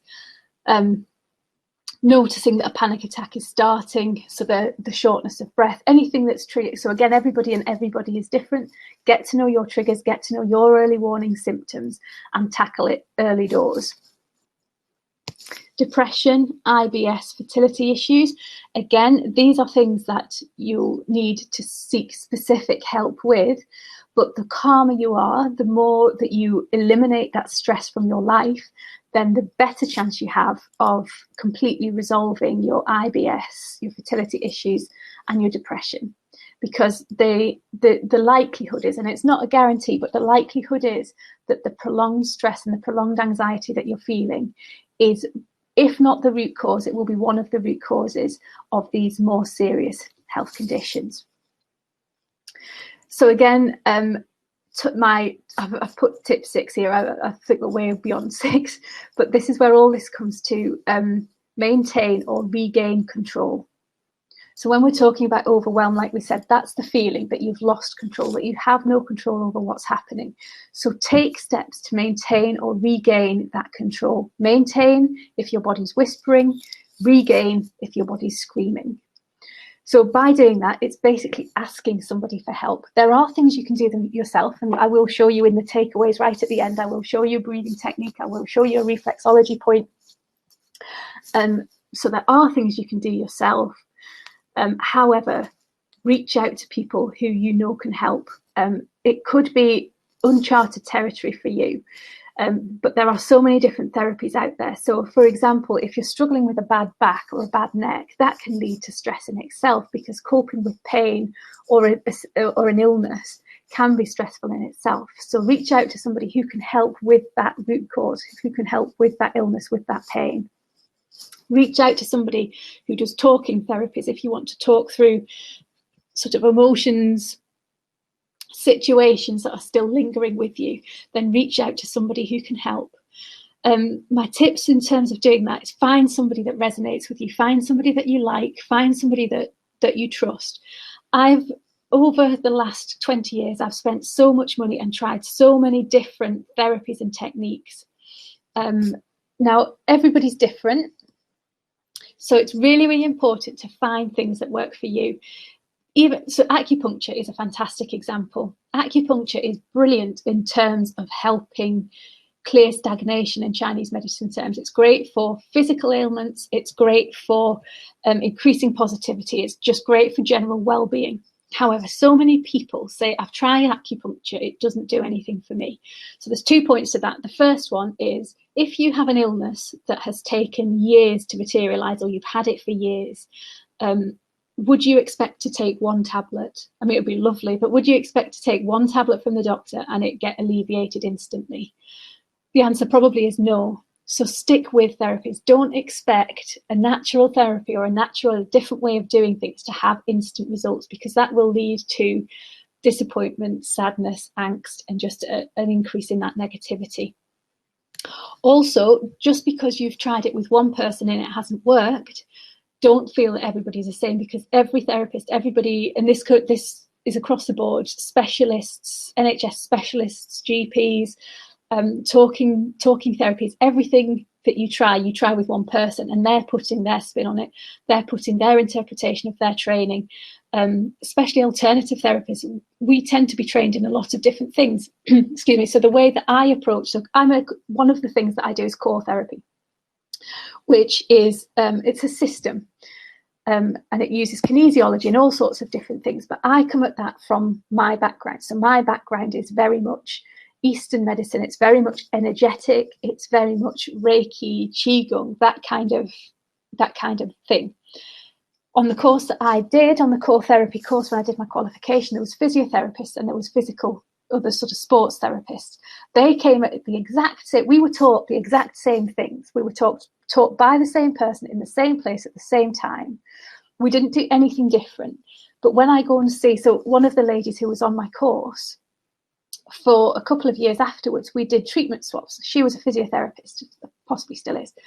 Her approach was very, very different. So when I went to her for a treatment, it was very, very different to how I treated my clients, because I had my own specialisms. I had the things that I'm good at. I have the things that I'm not good at.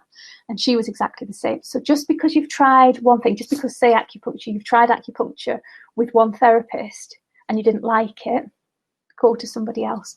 I've had acupuncture with 3 or 4 different people, and every time it's felt different. Sometimes it's really, really hurt. Other times it hasn't hurt at all. Now, some of that is around blockages and things, but yeah, it just goes to show that every experience is different. So stick with it. The same with talking therapies. If you find a counsellor, if you find a psychologist that works for you, then go back to that person. Don't be afraid. As therapists, as people, we are used to not seeing people again. Now, and again, this is an issue for me and for people like me, but quite often you can see a client for 3 or 4 sessions and then you don't see them again. Now, you don't know if that's because you've cured them. We can't say cured them, you fixed them.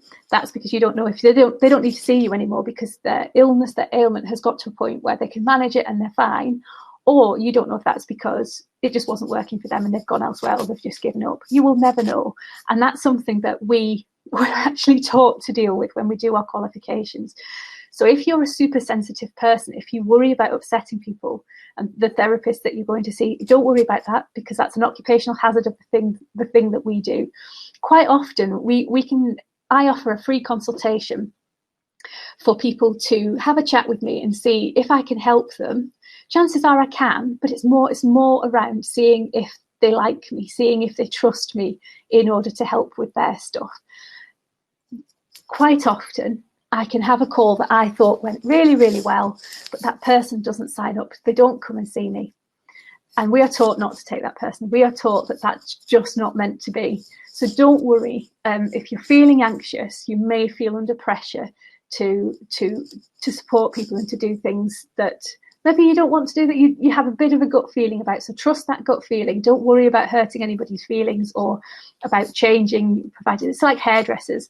If we have a lady or a person that we like doing our hair, even if we don't like the hair, the mirror goes up. How do you like that? Oh yeah, it's lovely, thanks very much. Then you come out, the first thing you do is wash your hair because you don't like it, but you love the lady, you don't want to upset the lady. Don't worry about things like that, because we're used to it in the nicest possible way. We're absolutely used to it. A trick is that we just assume that we fixed everybody, and that's lovely, and we can just go about in our blissful ignorance. So yeah, don't worry about that. Ask for help. Ask for help for people who you genuinely believe can help you. Ask people for help who you like, who you trust. I saw a thing the other day that I really liked. Do not take the criticism of people you would not ask for advice.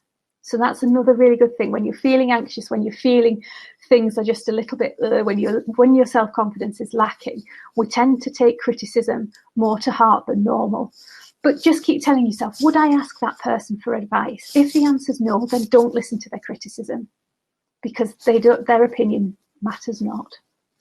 Okay. So the last thing we're going to look at, how are we doing for time? Okay, so the last thing we're going to look at is just a few tips to take away in terms of practical things you can do. So apologies for those of you who were on my sleep challenge, because we are just going to now look at, I think, the same breathing technique in one of the acupuncture reflexology points I gave you, because these are really, really good ways just in terms of calming everything down. So we're not going to have a break. Sorry, I should have said this should have been the last section, but because I've prattled on, we don't really have enough time. I am just going to take a sip of water, though, just bear with me.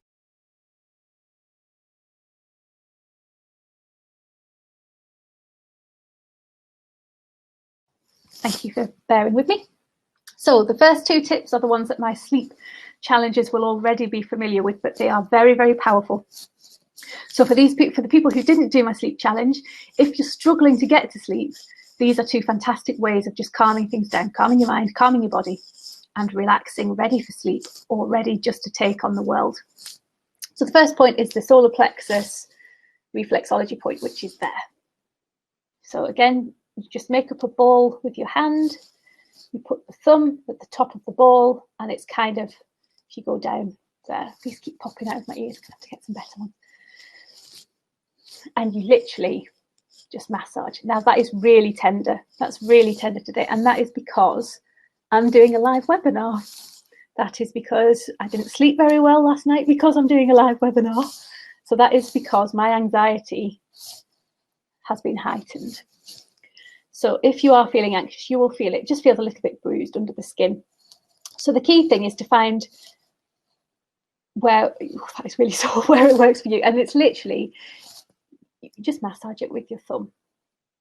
Now I'm at the point now where, because I've been doing this for years and years and years, this now acts for me as sort of almost like instant relief. So my body knows that when I start to press this, I am in need of calming down. So my body starts to relax because it's become a trigger.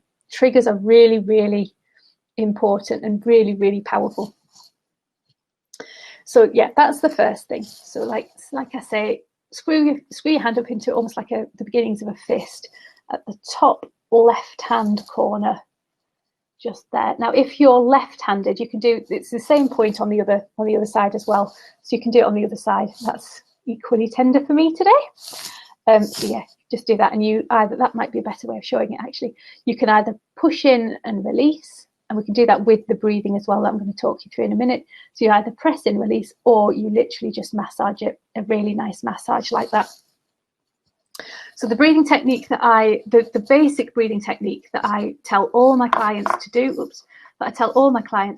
is a very, very simple one. Now, this works for stress and anxiety because, as we've already said, when we're stressed and anxious, our body tends to close up. So our breathing becomes shallow, we take shorter breaths, we put ourselves into that hyper state. So we're taking shallow breaths, we're taking faster breaths, we're not getting the oxygen around the body. So when we talk about things like headaches, when we talk about things like digestive problems, when we talk about the heavy restless legs, part of cramps as well, I didn't mention cramp, but cramping again is a really, really it's not the only thing, but it's a symptom of stress and anxiety because your muscles are tense, you're not possibly being hydrated, and you're not getting that oxygen flow to your body. So in terms of breathing, the one very, very basic thing, dead simple to do, and if you do it right as well, you're doing it mindfully. So you can't, again, we come back to the living in the present. You're not focusing on the future, you're focusing on the here and now. Excuse me, this could be interesting. See if I've got any breath left when I come back. So, sorry, any voice left when I come back. So the key thing here is to try and relax. And again, it's not that simple. So you breathe in. So you're breathing in from your diaphragm. So not this bit, your lungs kind of start here, but the bulk of them is under your diaphragm. So you want to be breathing into your diaphragm. So if you're not certain if you're breathing into your diaphragm, a good way to do it is put, I've got to be careful of the microphone here, but just to put one hand on your heart center, we call it, but on your chest, and one hand on your diaphragm. And when you're breathing, this heart center hand, the hand on your chest wants to stay relatively still. The hand on your abdomen wants to be the one that's moving up and down. And no matter how many times I do this, I'm never going to be able to do it and talk at the same time. So the key is to breathe from your abdomen. Once you've got that down, so once that abdomen hand or the hand on the abdomen is going in and out with the breath, then we start the actual technique. Well, that's the beginnings of the technique, but then we develop it. So we breathe in to the count of 4. Now, the key to this, you don't want to put yourself into, what's the word? Hyperventilation. You don't want to be putting any strain. So do it at a pace that feels comfortable, but is slower than your breath was before you started, if that makes sense. So if I'm kind of breathing 1, 2, 1, 2, if that's kind of what I'm breathing, because obviously I'm a little bit anxious, then you slow it down. So you breathe in for the count of 4. 1, 2, 3, 4. Now that is still quite strong. That's still quite fast, sorry. And that's when I'm using this as a sleep technique, I will really slow that down to 1, 2, 3, 4. But because I'm at that heightened center, because I'm stressed or a little bit anxious, I haven't quite got that capacity. So I'm breathing in for 1, 2, 3, 4. Again, find a level that suits you. The whole point of this is to bring you breathing down. So as long as you're breathing to a slower rhythm than you were before you started, and then you can increase the slowness, decrease. You can decrease the speed of the breathing. You can see the cognitive impact of the stress and the anxiety. So breathe in for 4. So what I'm going to do is show you with my hands. So breathing in, breathing out. Okay, so breathe in for 4. 1, 2, 3, 4. Then hold that breath at the top. Now you will see some people, this is called rectangular breathing or square breathing. You'll see some people that say hold that breath in. I don't advise my clients to do that, and that's purely based on my experience, but also feedback from some of my clients. When you're stressed, as we know, we do that. So why would we voluntarily put our body into that stress situation? So breathe in for 4. 1, 2, 3, 4. Then hold that breath slightly at the top, maybe for a count of, it's like a split second, just 1. So it's, and then you start exhaling. Now you keep it at the same speed, but you exhale to the count of 8. So you're basically getting rid of all the air that's in your lungs. Because you've been breathing shallowly, you haven't been emptying your lungs, so you will have breath remnants in your lungs. So by doing this, by breathing out to the count of 8, you're getting rid of the air that you breathed into the count of 4, but you're getting rid of the residual breath as well. You're getting rid of the energy, the breath that was in the lungs. And then after you've breathed out for 8, you hold your breath. So you hold your breath when your lungs are empty, and you hold that for a count of 8 as well. Now the point of this is you can see from my shoulders and my posture again, because you're breathing out, look how they have dropped. And you can tell by the change in my voice as well. So a lot of the time for me, so again, we're going into chakras and kind of different stuff. But a lot of the time for me, when I'm stressed or anxious, my throat closes up. Now that is a response, that is a learnt response. So you can see now, listen to that voice. So again, when I'm doing guided meditations, because I have triggers, because I have things that I use, my voice gets deeper and more relaxed, and you can actually hear it in my voice because I've relaxed.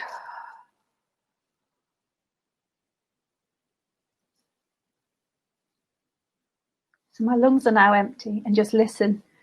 I'm talking slower, I'm feeling more relaxed. I should have listened to my own advice and done this at the beginning of the webinar, but I'm now more relaxed. I'm now more calm. I'm now calmer. So when I was talking about combining the breathing and the reflexology point, if you wanted to, when you're doing that breath work, you can also combine that, and that really, really is powerful. See, that's not tender anymore. So that's really, really a powerful way of really reducing the anxiety in the solar plexus, which is our nerve center, our energetic nerve center, with the physical combination of bringing your shoulders down, of bringing that blood pressure down, of bringing that heart rate down. So that's a really, really easy way. And once you're physically turning, once you're physically changing your body, once you're physically putting your shoulders down there, your chest is opening up and you're automatically breathing from your abdomen. So your body cannot be stressed. When it's breathing properly, when everything's relaxed, you will not go into that stress. Now, as soon as you start getting stressed, it will revert. But then as soon as you know that that's what's happening, you recognize that as a trigger, as an early warning symptom. You've then got that, you've got your exhale breath, everything is calm. So one thing I didn't mention before, when I was talking about the soul and the spirit, sounds are incredibly, I don't know if you've ever listened to whale music, don't do what I do and bought a dolphin sound CD on eBay by mistake, because dolphins are not as relaxing as whales. I don't know if you've ever heard of pod of dolphins, but that will not relax you. whale music. I like Gregorian chanting as well, which is a bit odd, but find music that suits you. Now, music has vibrations. We are vibrational beings. We respond to different vibrations. Music and sounds have different vibrations. One thing I use, and I've started off using these for meditation. So these are tiny little Buddhist symbols, and they're awesome. And they just make a noise. I'll do this, but I'll stop it. I'll hold it quite far from the microphone. So they make a noise.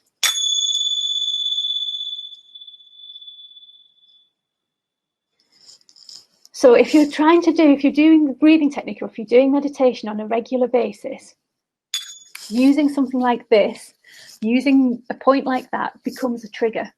So your body automatically starts to relax. So again, I know, so this is what I use to clear my space, we call it. But actually what it's doing is vibrating at a frequency that relaxes me and gets me ready to relax. So anything that you find that makes a noise, that causes a positive reaction, do that as often as you can, because you'll get to the point where you just need to do that and the positive reaction becomes an ingrained reaction, if that makes sense. So other tools in the armoury, essential oils. We've talked already about some of the essential oils. Again, it's a very personal journey. Play around, find out what works for you. With essential oils, you tend to get what you pay for. The more pure the oil, it means the more work and the more plant has gone into it, so the more expensive it is. So just play around with the cheapy ones to start with. They can often be as good. It depends what you're using it for, but if you're just using it sort of as a day-to-day user, then the cheaper ones are also fine, are often fine. Again, if you want any advice with that, just drop me a line. So ramp up the other stuff for body, mind and soul. So I mentioned before about the 5 ways to well-being, and I'm just, how long we've got left? 15 minutes. I'm just going to very, very briefly talk you through the 5 ways to well-being. Now, a lot of what we've talked about, you'll see how I've knitted it all together. It already falls into these. I personally think they've missed a couple. I think it probably should be the 7 ways to well-being, but less said about that, better. So the 5 ways to well-being are connect, be active, learn, give, take notice, and at the bottom, I've added feed and nurture. So what I want to say, so it comes back to what I was saying before about the body, mind and soul. So when taking the be active one, that's the one you tend to see first on the list. Now people see be active and they automatically say sport, 10,000 steps a day, and they link that just to the body. But when I was talking before and I gave the examples of doing quizzes and puzzles, keep your mind active and keep your soul active. So keep meditating, try all the things that make your soul sing. Be active in that. So get that balance of body, mind and soul. Don't just exercise your body, exercise your mind, exercise your soul. Connect. So again, we see that as physical connection. So when you read the NHS guidelines on connecting, they see that as connecting with people. Now that's fine.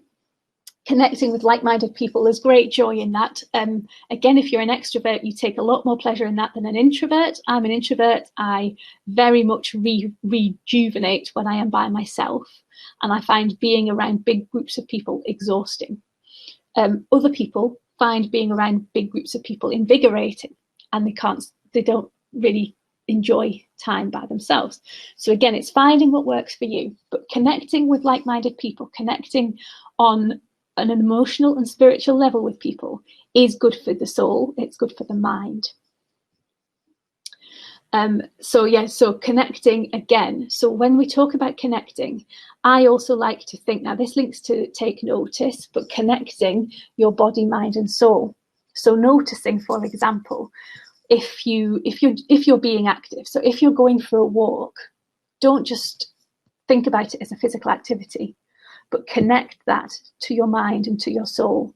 So as you're walking, notice the impact. So again, take notice, but notice the impact of the connection of your body and your mind. Then notice the impact of the connection of your mind and soul. Does that make sense? So that you're mindfully connecting your body, mind and soul. So if you are, so for example, I'm trying to think of another example that I haven't used, but I can't think of one because it's basically everything that I've been saying throughout this webinar. Everything has a body, mind and soul reaction. And once you can connect and once you're mindful of that connection, things get a little bit easier because you're able to do things physically, the impact on your mental state. You're able to do things like the breathing work. So by breathing, you're bringing your mind down, you're calming your mind down, but you're physically relaxing your body as well. Learn, we talked a bit before. So in terms of your mind, learn something new, learn a language, learn a new therapy, learn a self-care technique that's going to benefit you. So again, connect that to the mind and the body. So if you're learning a new self-care technique, that's going to help your body. If you're learning a new language, that's going to help you connect. So just making these connections and being mindful of why you're doing things and being mindful of the impact on things. Give. Now, again, this is a difficult one. Give. It feels great to give, doesn't it? When we give to charity, when we help a friend out for free, it makes us feel great. It raises our vibrations. It feeds our soul. In my world, again, with the law of attraction, we get back what we give out. So if we're giving positivity, if we're giving love, we will get love and positivity back. However, there is the phrase, you can't pour from an empty cup. So before you give, make sure you have the capacity to give. So even if that's financially, it's fantastic to donate to charity. But if you're struggling to find the money to pay your food bills, then don't give. And it's the same with your emotions. If you're struggling to cope, if you're struggling with the day-to-day stuff, then don't, in the nicest possible way, don't give your emotions to others. Protect yourself first, because, and this is something that we have to learn as therapists, we can't pour from an empty cup. If your jug is empty, then there is nothing left to pour. The bank account is a great example. You can't physically give £20 to charity if you don't have £20 to give. Take that same advice with your emotions. If there are people in your life that like drama, if there are people in your life that, we call them energy hoovers, that you know the sort of people I mean, that when you have the conversation with them, you walk away feeling drained, feeling negative. Those people, they're not negative people, they're not horrible people, they're just not resonating with you. So if you do know people like that, then limit your time, limit your exposure to them when you're feeling down, when you haven't got enough to give. Lock yourself away, nurture yourself, cherish yourself, and make sure you're only dealing with them when you have enough surplus energy to be able to share that around. So take notice. This goes back to everything that I've said right through the thread. If you're taking notice of what you're doing, so the breathing technique is a great example.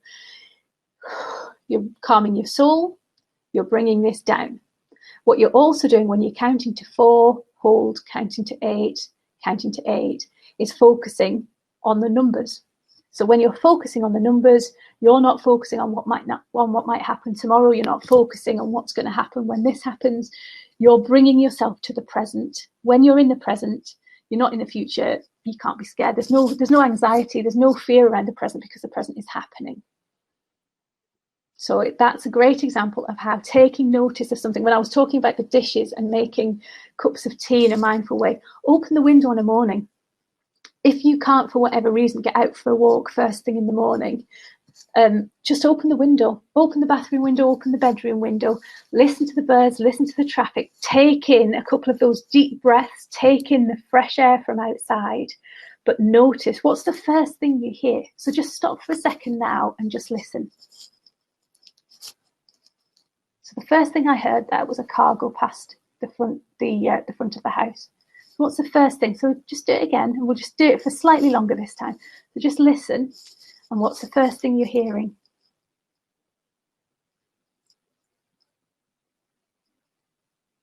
So again, you're focusing on hearing something. You're focusing on listening out for something specific, which means you're not worrying. In that moment, you're not worrying. So the longer you can do that, there's people I know that can meditate for 3 hours. That's brilliant, because when they're doing that 3-hour meditation, they are not stressed, they are not anxious, because they're focusing on the present. That's incredibly difficult to do. That's the same as me saying to somebody who's never go out and run a marathon. It takes training, it takes time, but there are little simple techniques that we can do, like listening for the first thing you hear, soaking in that morning air through the window, little nice things, doing the dishes and seeing the plates clear. There's nice things that we can do very, very simply in our day-to-day routine that focuses us on the present. And then the last thing that I've put down here is feed and nurture, Be mindful, like we've said already, be mindful of the food we're eating, be mindful of our water intake. When we're dehydrated, our body struggles. Our body doesn't function properly anyway. So the more stressed you get, so if you think about what your body goes through when you're struggling with anxiety, if you think back right to the first thing I said in terms of the systems that change, the heightened awareness, the muscles in the legs getting primed for action, all of those things that are going on in your body that you don't really even know are happening are using energy. And when you use energy, you get dehydrated. So if you are struggling with stress, if you are struggling with anxiety, even if it's short term, even if everything is in balance and it's just because you've got a job interview or you're doing something that you're anxious about, make sure you up your water intake. NHS guidelines keep changing. The key thing around water intake is to make sure that your wee is clear or a very, very pale yellow. So if your wee is anything stronger than that, then you're at a various stage of dehydration. So drink water. It's better to sip water through the day than drinking loads of it. But if you haven't had any, drinking a pint is better than not drinking anything at all. So keep hydrated. Keep the toxins that's going into your body to a minimum. So things like processed food. I talked already about the plug-in things and the air fresheners, even those diffuser things. Just make sure that all of that is as natural as possible. Use natural, pure essential oils if you like scent in your house rather than the chemicals. Limit that toxin. Shampoo, conditioner, shower gel, bath soaps, as natural as you can. If you wouldn't eat it, think twice about putting it on your skin. That's my motto. Your skin is your biggest organ. So treat that with respect, nurture that, and look after that, minimize the toxins. So no processed food, the scents and what you're surrounding yourselves with, aerosols and things like that. Just be very mindful, because every time you put a toxin in or near your body is having another set of stressors, set of things to deal with on top of what it's already dealing with. So as natural, as normal, as calm as possible. It's like when we did the 10-day to sleep challenge, the 2 hours before you go to sleep, you need to be keeping your body.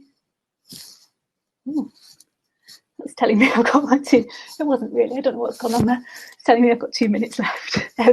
So yeah, in 10 days to sleep, the 2 hours before you go to sleep is the optimum time to make sure you're getting your good sleep.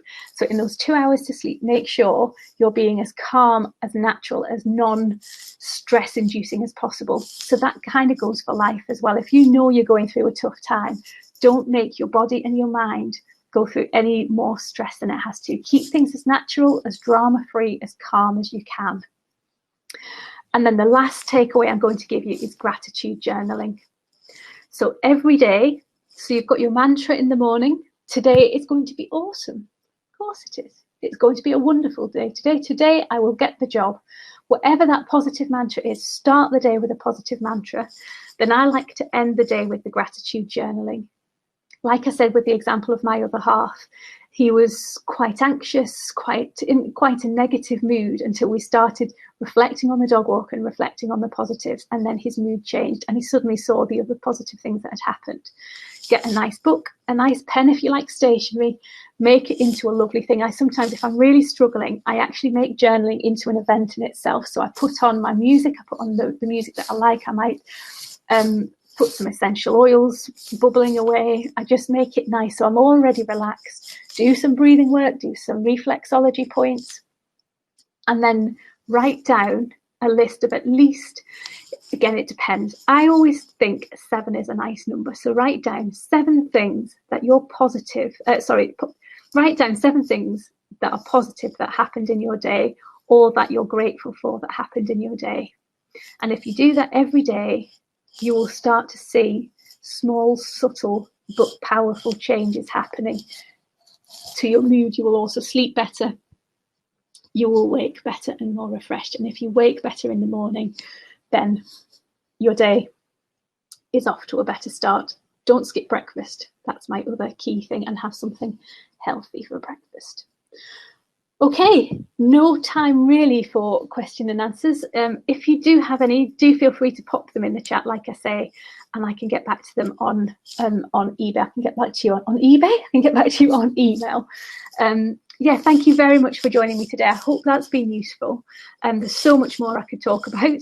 I'm doing one of these, I'm starting to call them tutorials rather than webinars, because webinars at the minute, there's a lot of people doing free webinars that are being used as sales generation leads and things like that. That isn't what this is. This is around educating people and giving away tips and advice. So I think I'm going to be starting to call them tutorials or something. I'll work that out. But I do these every month. The next one is all around endometriosis.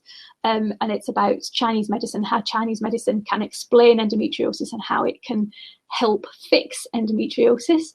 Then January, so that's the first week of December. I did this as an extra one, so this has been sort of squeezed in. And that's first week of December. The first week of January, I'm doing one on manifesting good health. So how you can use manifesting, law of attraction, visualization and journaling in terms of achieving good health and well-being. So that I'm really looking forward. I'm looking forward to the endometriosis one, but I'm really looking forward to the January one. And I've done that specifically in January because I'm hoping that people will be setting some specific health goals, and that should be helping with that. Can't for the life of me remember what the February one is all around self-care, because it's Valentine's Day, so it's all around loving yourself and how to show yourself and love yourself. So yeah, I hope if they sound interesting, then you'll join me. These are free for my VIP members. My monthly membership subscription people get these webinars for free, and also for my coaching clients as well. I do individual coaching. If you are interested, I do a free session for anybody who wants to see if they can work with me. So feel free to find, I won't put the details on because like I say, it's not a sales call, but if you are interested in working with me on a one-to-one basis, then please do feel free to get in touch. Okay, thank you very much for watching, guys. Have a fantastic rest of the weekend. If you're watching this on catch up, please do let me know, and have a nice evening, day, whenever it is you're watching. All right, take care. Thanks again.